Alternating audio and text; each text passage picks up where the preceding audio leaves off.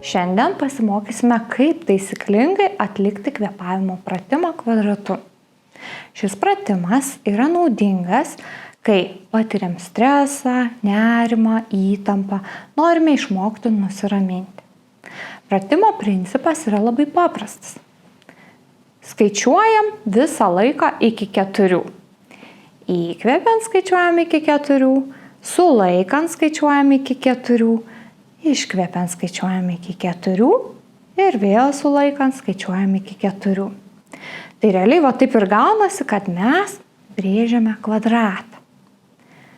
Įkvepiant skaičiuojam iki 4, sulaikom, skaičiuojam iki 4, iškvepiant skaičiuojam iki 4 ir vėl sulaikom, skaičiuojam iki 4.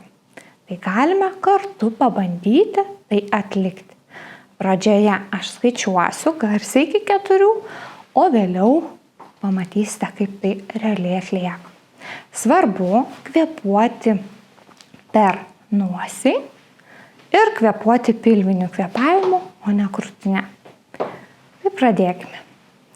Įkvepiam 1, 2, 3, 4, sulaikome 1, 2, 3, 4, iškvepiam 1, 2, 3, 4, sulaikom 1, 2, 3, 4. Vėl įkvepiame 1, 2, 3, 4, sulaikom 1, 2, 3, 4, iškvepiam 1, 2, 3, 4, sulaikom 1, 2, 3, 4.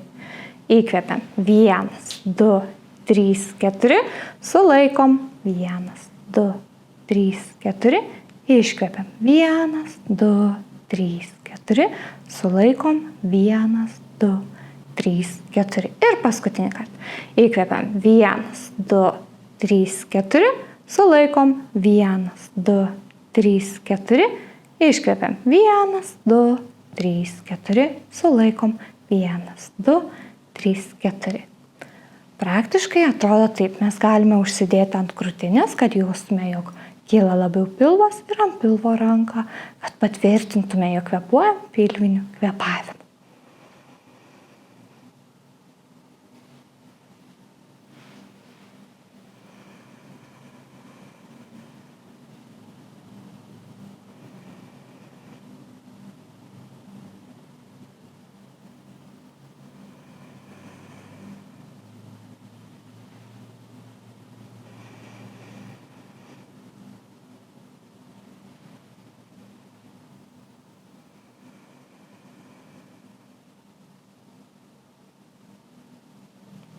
Kvėpavimo pratimą atliekame bent 3-5 kartus.